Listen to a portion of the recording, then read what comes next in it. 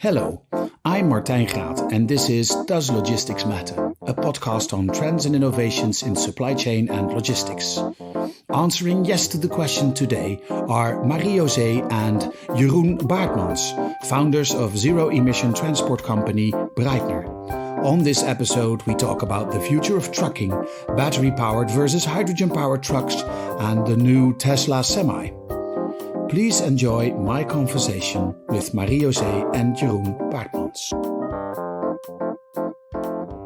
Marie-José, Jeroen, welcome to the show. My first question is, does logistics matter?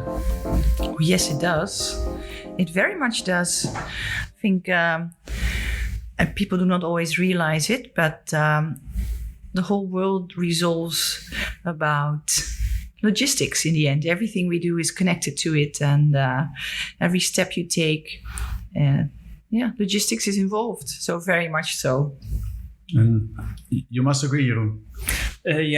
I think it even matters more when you see developments in the world population going into the cities. Logistics becomes more important and efficient logistics to make sure that we are all able to enjoy a good environment to live and work and recreate in. And then you don't want to have logistics bothering you. So efficient logistics will become more efficient in the future, in my opinion. Logistics with zero impact. Yeah. To add to that. Yes, zero, and in your case, zero emission logistics. You are a brother and a sister. Yes, we are. And if you look at logistics and especially, I think, transportation companies, there are a lot of family-owned businesses. And you are a brother and a sister, and you both you started a new company, and you started a zero-emission transport company. So can you tell me about why? Well, we grew up in a family-owned transport company. We have been second-generation owners of that company. So basically, we had diesel in our veins. We decided to sell that company. That was already a couple of years back. That was a good business decision at that time. And then in 2014, the city of Rotterdam was confronted with loads of air pollution in the city center. And it was so bad that they had to decide to close down a big traffic artery between the north part and the south part of Rotterdam.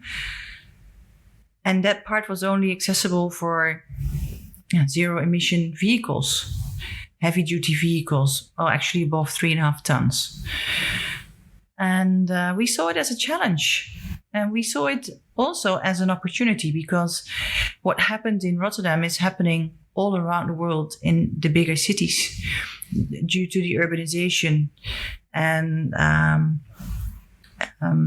the increase of trucks, vans in inner cities. You see that air pollution is becoming a big issue. We've got only in the Netherlands 20,000 people dying earlier due to lung diseases that come from this bad air pollution, bad air quality. And so we are foreseeing a big change in inner city distribution. And we have always been a quite innovative company, or innovation in our DNA. Mm-hmm. And we figured if we can be part of this transition and be front runner, we can have the early experience, the early adopters. And then it's just a case of staying ahead and not have the second mouse eat the cheese. So that's in short our story. So we started in 2014. We took a good look at the face of technology. There were no battery electric trucks at that point. Or for that matter, hydrogen trucks. You would see passenger cars, zero emission, and you would see public transport buses. in Europe, in Asia, in the US coming up. And then also only in parts that are quite progressive, like California and the big cities, Paris, London, Amsterdam. And that was about it at that point. So when we tried to contact all the big truck OEMs, they replied very politely that they did not have anything in their scope yet. And if we would please buy diesel trucks again. But then we decided at that point, we're not going to do that. We're not going to invest anymore in trucks with an internal combustion engine. We're only going to invest in zero emission trucks, whether it would be battery electric or hydrogen electric, depending on what kind of operation we would have. And that was the starting point of BREYTNER. And in 2016, we started with 2 distribution trucks for the inner city of Rotterdam. And then in 2017, we added 2 more. And in 2020, we added, together with our sister company, Vlot Logistics, a completely zero emission crane truck with drawbar trailer behind it, 50 tons vehicle. So we want to step up our game, and we want to go from a 19 tons truck configuration to higher gross vehicle weights. And we're now putting 50 tons trucks on the road, zero emission. And trucks. is that to bring heavier stuff into the city? Or is it also that the longer range trucks are heavier? Is that also a factor? Or well, what you see with the higher gross vehicle weights is that energy consumption is way higher than like our current distribution trucks. You can almost say that it doubles. So you need to bring more energy on the truck, whether it's battery or another energy storage medium.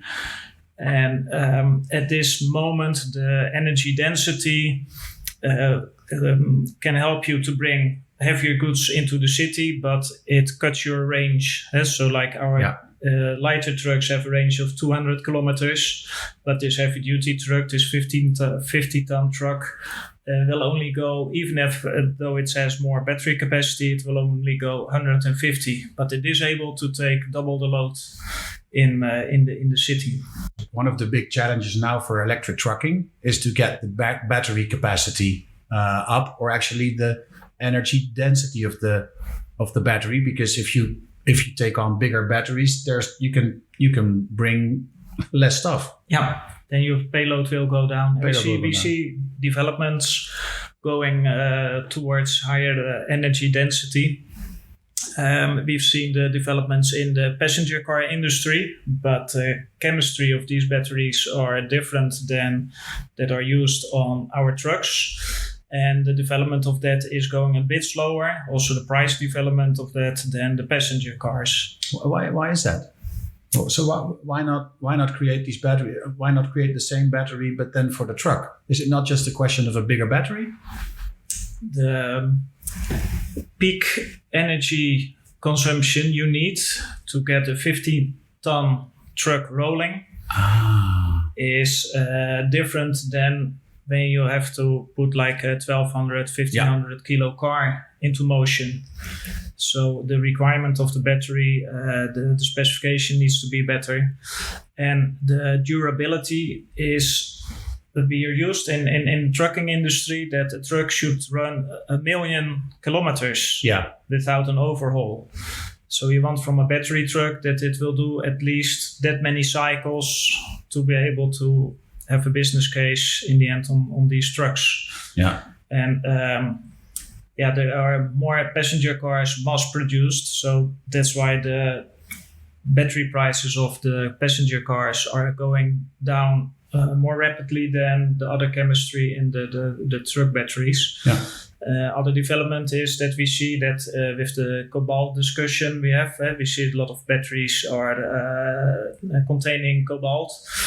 Our trucks are based on lithium ferrophosphate, so they're cobalt-free. And you see some passenger cars switching to this chemistry as well. So that can be an opportunity to create more mass and get these prices down as well. Okay, so it's still zero emission, but no cobalt is a more sustainable solution. Yeah. So you were the first zero emission transport company in Europe, which is I find cool as a Rotterdam citizen that a Rotterdam company is one of the first to do that.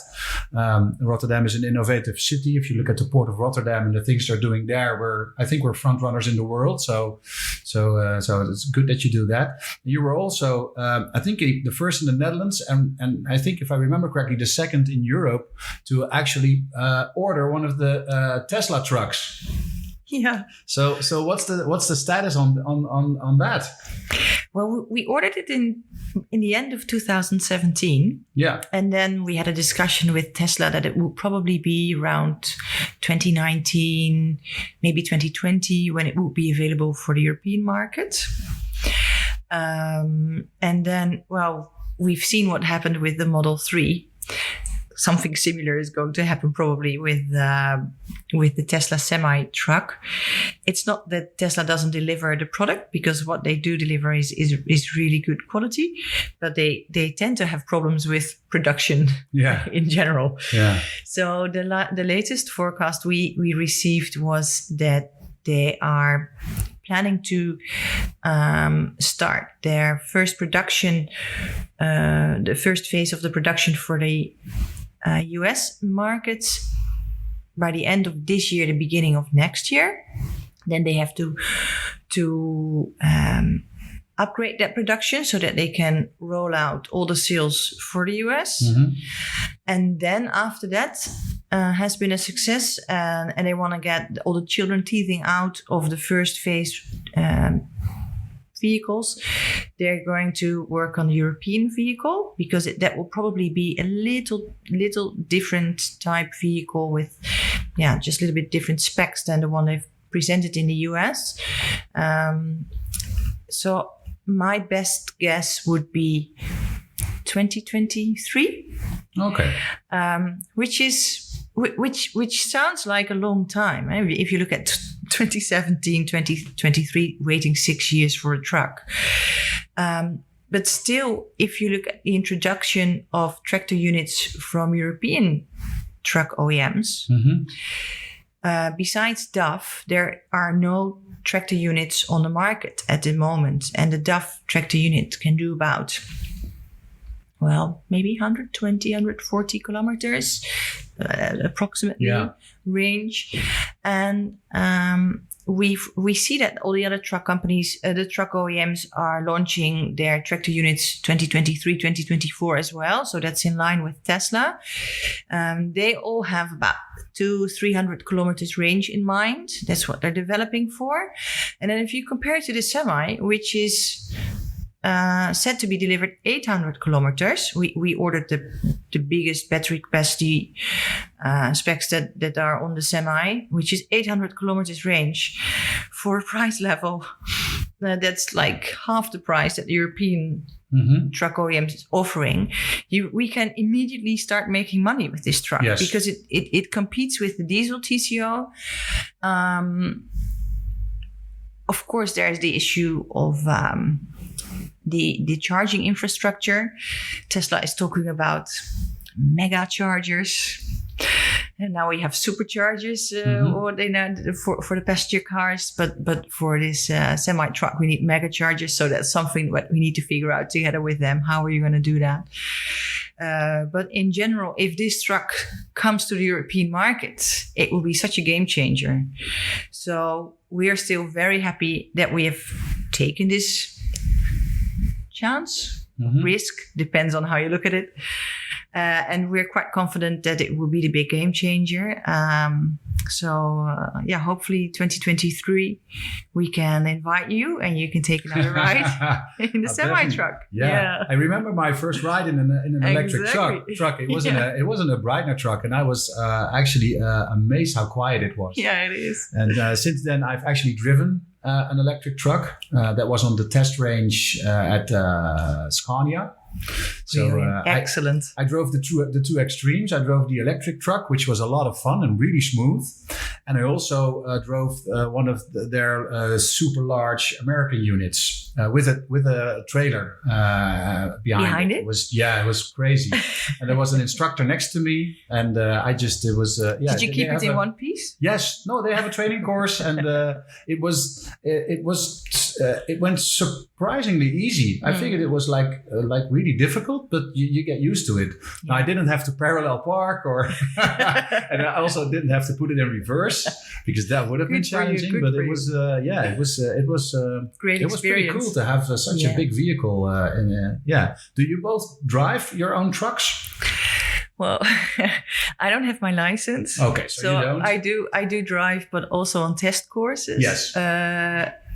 Of truck OEMs, we are now and then invited by the European truck companies to test drive their prototypes and share our experiences and share knowledge, which we do very gladly because it's fun to do. It also gives us insight in the planning and the type of products that these truck companies are making. So it gives us some inside information, which is helpful for our own strategy. But officially, I'm not allowed to drive on the public roads, so I don't drive on public roads. Okay. But on our own turf, now and then I take a little tour. Yeah. And you? Now, luckily, I have my full license, but I tend to drive myself only when either we have new trucks or a new operation, and I only do that then maybe for 1 day a week, just to be sure that I'm known to the performance, and many times I'm able to set a benchmark on energy consumption. So that's something that will keep our drivers up to date to make sure that they really get the energy consumption all right, because they can make or break our business case. The range you have on a truck, you decide when you order and have the truck built, and you can't change it anymore after you have these trucks running. So it's very important that they run up to spec, and you can do what you have promised your customers.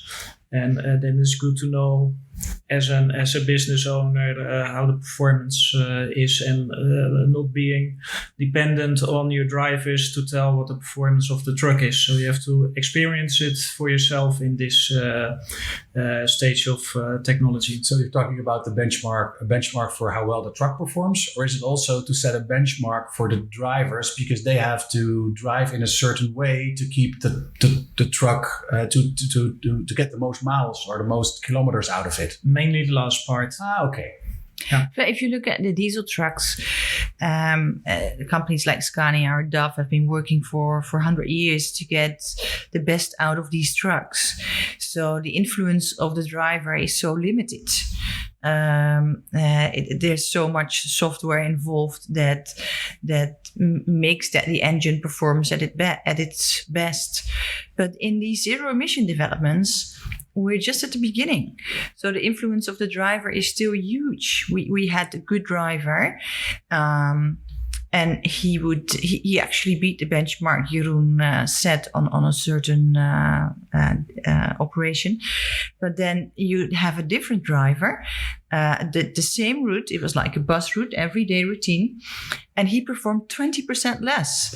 But 20% less in the investments we are talking about, that could mean that if you only use the good driver, we could have smaller battery capacity, which is less investment, which is a little bit better business case, easier to compete with diesel. Or you can add stops. Yes, but or doesn't it work like that? That costs money. No, what I mean is if you have a better driver, you get more mileage. Yeah, you can truck, exactly. and you can add a stop, so definitely you can have more drops. work done. Yeah, you can. That's what I mean. Yeah, you increase your productivity. Yeah. Which again makes your business case a lot more interesting. So I think one of the targets that all OEMs face at this point is they need to develop that the influence of the driver becomes minimum as well in these zero emission trucks, and they're not there yet. So for now, you really have to be on top of your operation to make sure that you get the best drivers, that you train them well enough so that they get the picture, because you can have impact as a driver with regenerating during driving. And because they're direct drive trucks, if you're willing, you can accelerate like a Porsche. So it just depends on the state of mind, the driver's state of mind, how much range you have on this truck. Yeah. If I send one driver out, he gets maybe 140 kilometers out of the truck, and the next driver will get 200 kilometers out of the truck. So be on top of your game. That's in this phase, it's so important because the driver can basically break or make your business case. He decides whether you're making money, and that's quite scary if you're a transport company owner, that you don't have that influence yourself. So how do you do you empower your drivers? Do they get like insights in how they perform? How does this work? Are they punished for doing bad, or are they complimented for doing good? What approach are you taking towards getting these drivers to be more? I think the competition is, we only have 4 of these trucks, so it's only a driver's team or about 4 to 6 people that drive these trucks. And happily for us, they're quite competitive. So every quarter they get their figures and they know what their how they performed. And the good ones, we always congratulate them, but you try to improve the bad ones by training. Mm-hmm. So that takes a lot of time, and sometimes it doesn't work, and then you have to replace them. Yeah, because not everybody makes the connection. It's a different drive style. Mm-hmm. And everybody that has driven an electric passenger car can already relate to that, I think. The way you accelerate, the way you use your brake. And that's the same with the trucks. But if you just don't get that, maybe then still diesel is better for you. And we have still a ways to go, I think, in Europe, because there are not that many electric trucks on the road yet. No. And I was surprised when BREYTNER just started and I interviewed you guys for the first time. I was really surprised that you guys had to buy diesel trucks, and you couldn't just say to the OEMs like, okay, I'd like to buy a truck, but you don't have to put in the diesel engine. Yeah. And they wouldn't sell you a truck without a diesel engine. So you actually bought diesel trucks, took out the diesel engine and put in the what's it called? The electric drivetrain? Is that how you call it? Yeah. Just that amazed me. So that's still basically the case with the trucks that have a higher gross vehicle weight. So what you now see at the moment is regulation from the EU in Brussels is starting to get an impact on the strategy of the truck companies. They have to have cleaner diesel engines by 2025. There's a benchmark set in 2019. And in 2025, the diesel has to perform 15% better. And if they cannot manage that, I think the whole forecast is that they will probably get 14% upgrade of the engines, but they won't match the 15. So they can compensate it by introducing zero emission truck lines. It's a little bit like selling the carbon... The emission rights. The emission rights. What you have seen in passenger cars. Yeah. That Fiat Chrysler buys the emission rights of Tesla. Yeah. A little bit similar system. Yeah. Like they can compensate it by building zero emission trucks and putting them on the road. So what we now see is towards 2025, all European brands are starting with rigid trucks, which will be deployed in inner cities. Mm-hmm. So it's not only CO2 related, but the air quality problem helps them in that way. And that we probably will see maybe 10 to 20,000 vehicles being produced from now until 2025, and they have to push the market in the right direction. So you're saying 25,000 vehicles. So that's trucks. Trucks, How many? So do you know a percentage, or how many trucks are there in? At the moment? Yeah. So if you look at trucks above 3.5 tons, I think in the Netherlands we have less than 100. I think within Europe we have less than 500. I mean, do you know relative to diesel? So 25,000 trucks. Is that 1% of all trucks, or is that 10% of all trucks? I think it's 0.00 something. Okay, it's not that little, but it's still a small percentage, and in the end, it's like European regulation that they have to put this number of trucks on the road. But in which country in Europe they will run depends on local regulation or stimulation. So these trucks will find their way to countries that have either very strict zero emission zones or a good stimulation program in the form of subsidies or exemption for road tax. Not in the European Union, but very close, of course, is Switzerland. They have like a road tax system. If you don't have any CO2 emissions, you get a discount till zero. And a diesel truck pays like 80 cents per kilometer. And when you make a lot of kilometers, it makes a business case for the zero emission vehicle, either battery or fuel cell electric, closer in TCO neutrality than, for instance, in the Netherlands, where the plans are there for zero emission zones, but there's a big exemption towards 2030.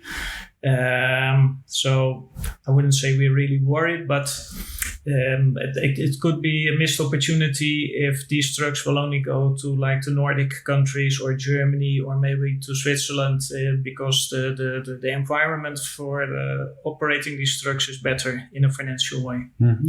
I think it's also a very elegant model the Swiss use. They don't say you're not allowed to enter the city with a diesel. So there is still inclusion for everybody. Mm-hmm. They only say, you pollute, you pay. Yeah. Which is, I think, quite a fair system, to be honest.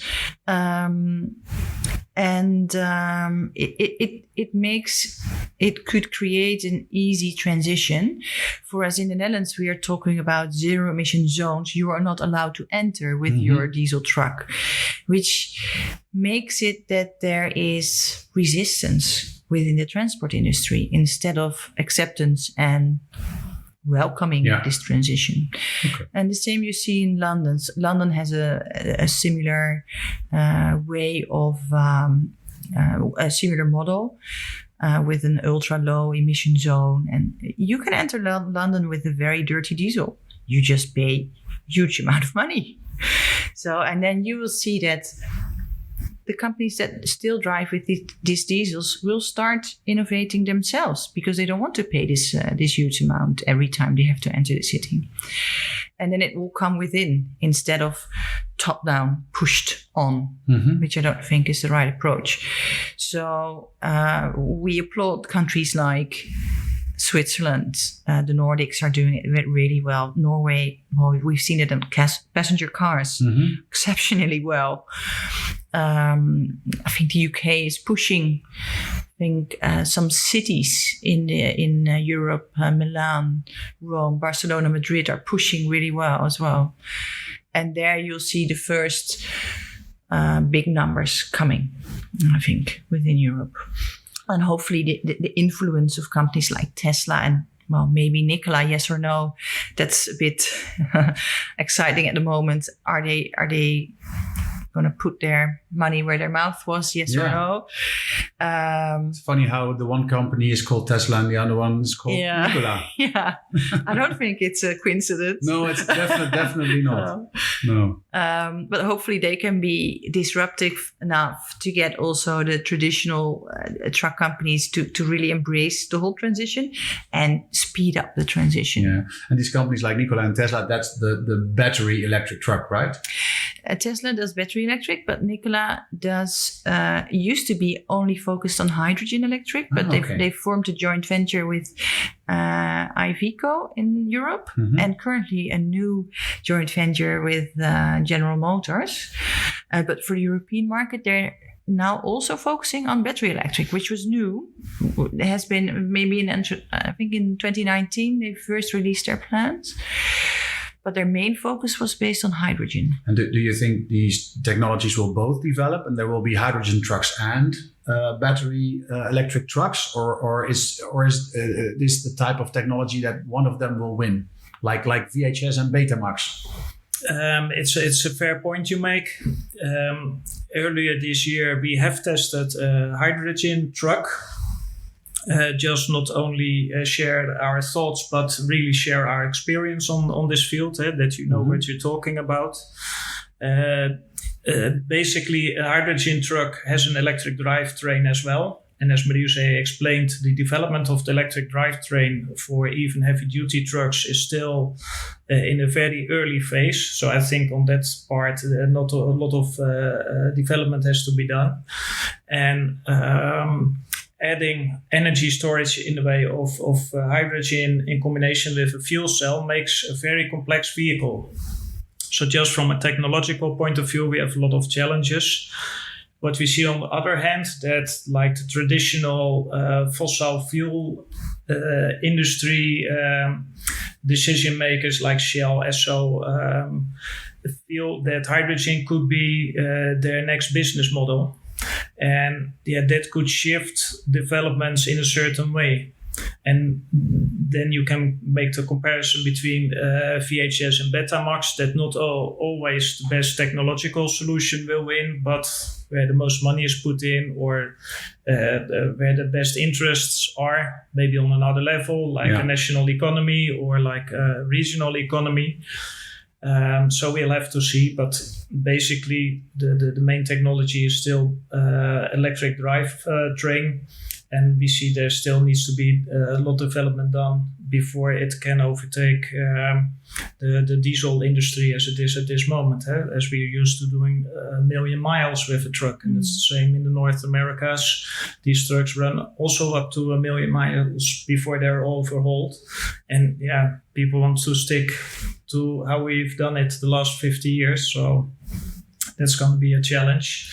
I think maybe they both have a place in a transition, and maybe battery electric will be for short distances, regional distances, up to 300-400 kilometers. And if you look at especially long haul or very specific deployment with very, very heavy duty, maybe in a minery industry, you would implement hydrogen trucks.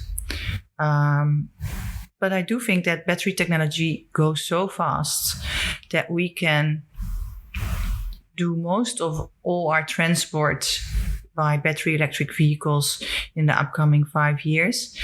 And then you would need to have a good discussion, like why should we invest in long haul? Is it still logical to drive from Germany to Portugal? Why not put it on a train or on a ship? So I hope that this transition also gives some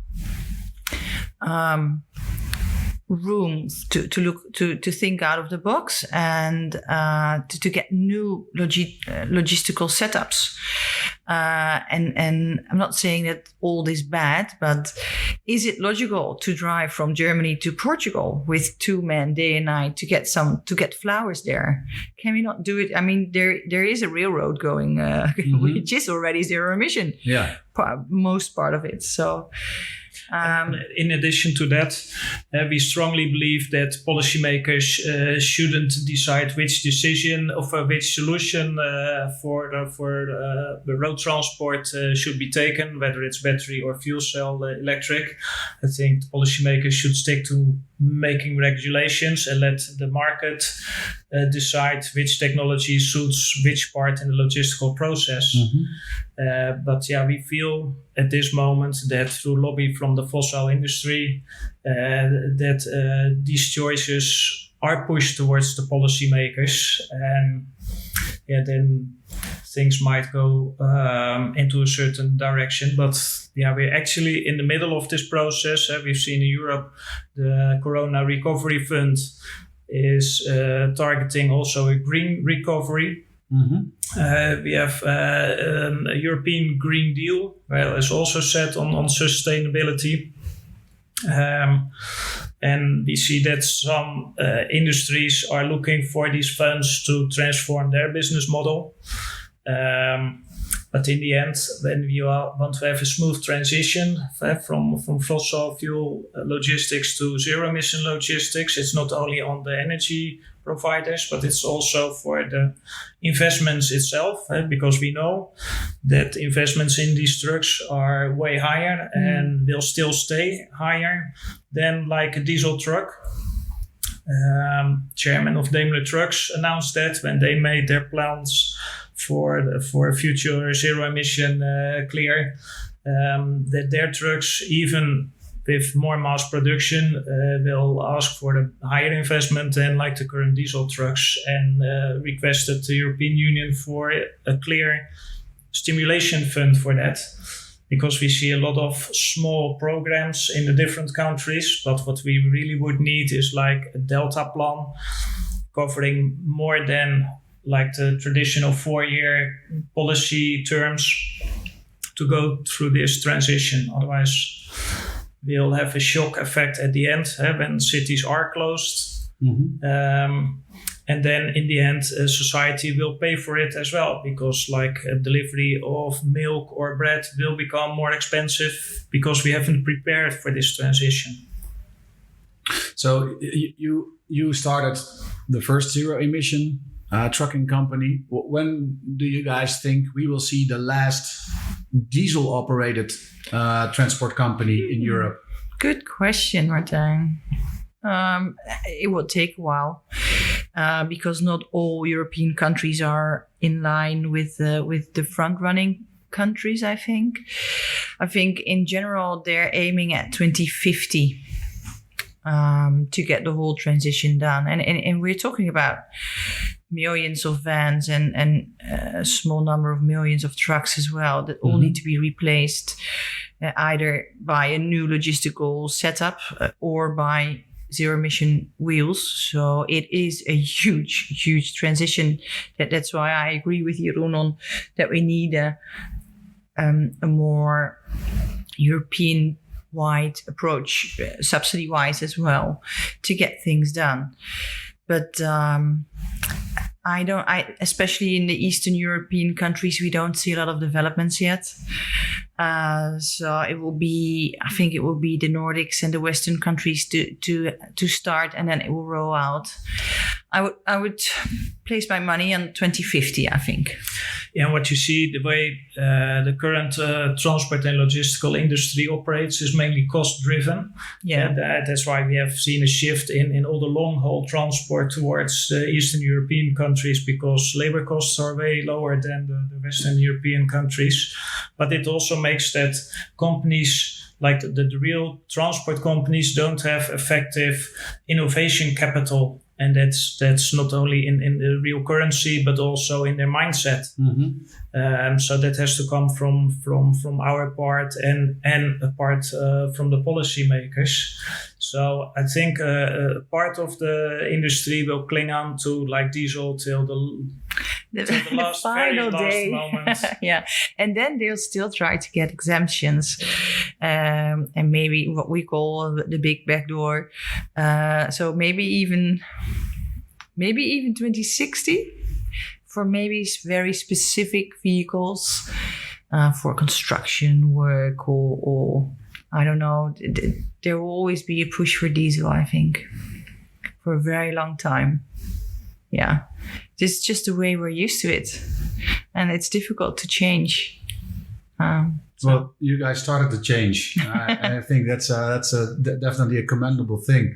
I'd like to thank you both for your time and for the stories that you shared. And there's one thing that's definitely a downside of the whole COVID thing. We had to do this on a correct distance, because otherwise, for sure, we would have recorded this in a driving electrical truck.